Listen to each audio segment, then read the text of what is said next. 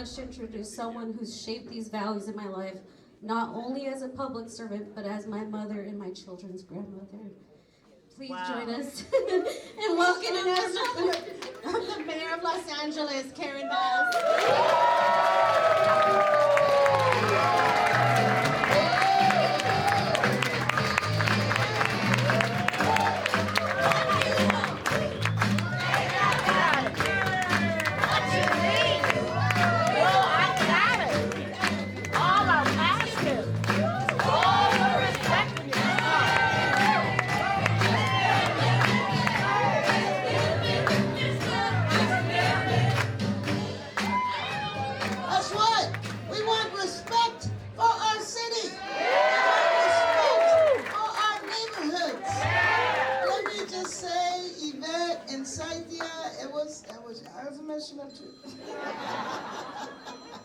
Because you know you're the center of my life. Wow. You know that. Wow. And Henry, stand up, Henry.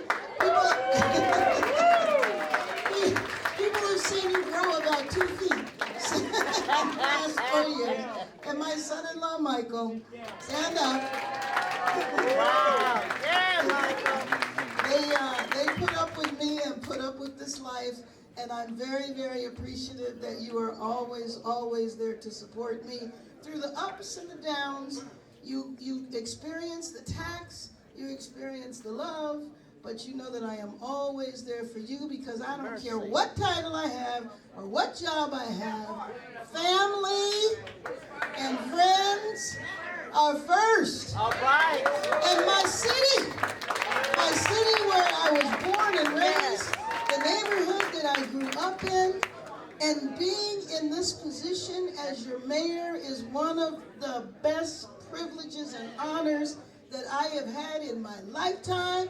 It's a heck of a job, but it is one that comes from heart. It is one that comes from, that means everything to me, who I decided as a young child that I wanted to devote my life fighting for change. That is what it's all about. And I want to thank the 2 assembly members, Assemblywoman Elawahi. Now, she introduced herself. What she didn't say is that she was in charge of Youth for Bass. She was the head of Youth for Bass. And after I won, she came to City Hall and she told me, I want to be in the state assembly. And I'm like, that is my dream, to work with young people and to pass that baton and say the commitment to change never ends. And so to me, it means everything to see you. And where's our assembly member, Brian? Where did he go? He had to go. But to see the 2 of you rise, to see the 2 of you take the positions you are in is amazing. Now, our state senator has arrived. Everybody knows Lola Smallwood Cuevas, who also, before she ran for state senate, has been a lifelong activist, a lifelong organizer, was involved in the labor movement. But to me, that is what brings about real change. Not people who want to run for office because sometimes they think there's a lot of glory to it. But have I found the glory, family? The glory comes from the people and comes from what you were able to deliver. And I will tell you, every person that got up here and spoke, it meant so much to me. It was wonderful to see you started off, Amanda, to know that you are still in high school, aren't you? Yes, she's a high school student. She didn't say that. She didn't say that. She's a high school student, so if she's doing this in high school, you can imagine where she's going to be. So some of those folks sitting behind her are going to pass that baton on to you because that's what it's all about. So my whole life has been about change, and when I ran for mayor, it was because I wanted to see change in our city. I wanted to see change in our city. It broke my heart that people were dying on our streets. What the heck happened to us? This is the nation's 2nd largest city in the country that is the richest country in the history of the world. How on earth can we have people dying on our streets? Now, I was honored to be in Congress. I didn't get tired of Congress. What I got tired of was seeing people dying on my streets.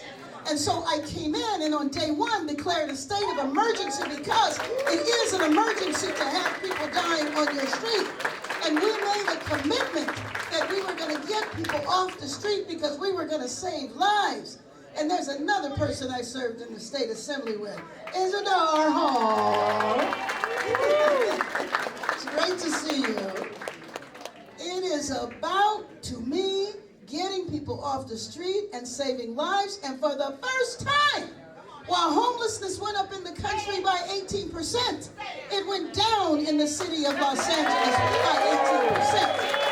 But we're not done because we knew that the first order of business was to get people off the street.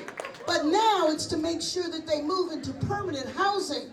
That is what it is all about. But you know what? I'm not finished. We're not finished. We've broken the code. We know how to get people off the street. But that wasn't good enough because we know that the number one problem in our city is the city has become too expensive. Affordability is the issue. The most extreme example of the lack of affordability are people on our streets. But housing is one of the main drivers that makes our city so expensive, which is why I did Executive Directive 1 to fast-track housing and why we have 40,000 units that are being fast-tracked through and 6,000 that are under construction right now. But I'm not finished. I want to be here when those 40,000 units we are cutting the ribbon on. I made a commitment that nobody that served our country should be on the street.